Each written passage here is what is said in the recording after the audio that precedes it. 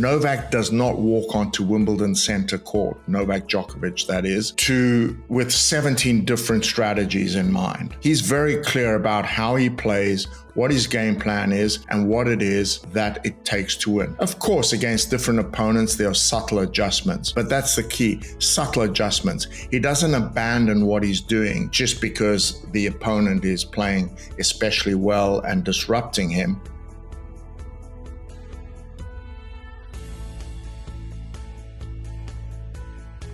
Hi, today I'm going to talk about clarity and the clarity advantage. The thing that separates winners from those who don't win as much is often just the edge that they have through real clarity. In life now, we're faced with so many choices, so much messaging, so many options.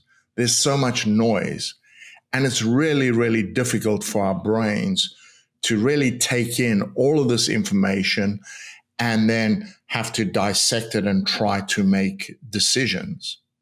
So therefore, companies like Nike with Just Do It, simple message, or Amazon, one-click buying, those who make the whole experience of dealing with them simple and clear, stand out, and they're the ones that do the best.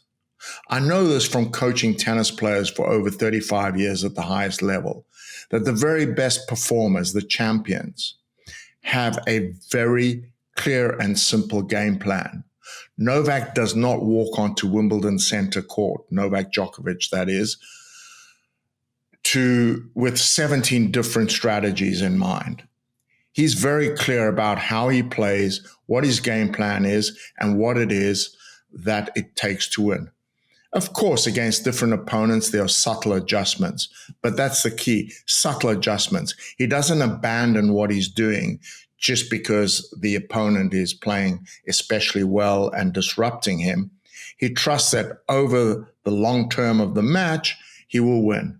But he also accepts that some days the other person executes their game plan so well that he loses.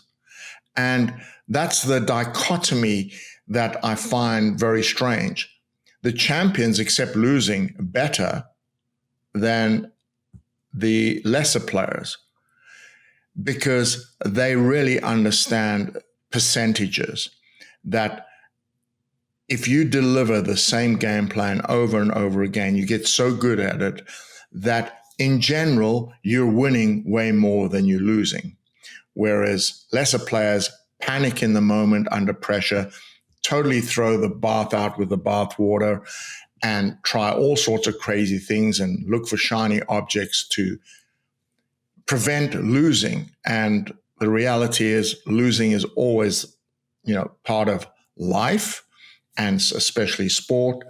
So it's really about that clarity that you just need to win a lot more than you do lose. So in business, this kind of translates to, Amazon, for instance, as a great example of not becoming the everywhere store or the anything store by accident. It's deliberate. One-click buying, very clear product descriptions, very clear recommendations. If you go to Amazon, it's damn easy to buy. And that is the secret sauce. So in your business, have a little audit. And I see this a lot with growing companies where they want to do better for their customers. So they add products, they add services, and very quickly, something that was working very simply is becoming complex and the wheels start to fall off. Whereas if you look at your website and the customer experience, if a 12-year-old cannot understand your message, doesn't understand what you're saying, then it's too complex. So revisit it and make it simple again. And I'll tell you another thing, as a leader and as a coach, it's so important to not beat about the bush. If you are indirect and expect people to read between the lines and, read your mind, it's not actually that simple to do. So make sure that you have the difficult conversations, but be very clear and simple in your message. And most people will appreciate it. And for those who don't, c'est la vie. They probably wouldn't understand anything. And remember this: complexity kills performance, whether it's in sport or business. And clarity is a definite edge.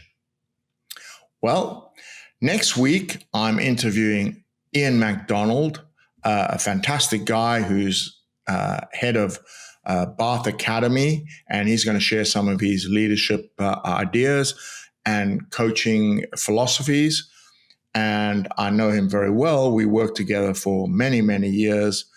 And it's just a really good conversation. So you're not going to want to miss that. And of course, he gets his chance to turn the tables on me. So see you next week.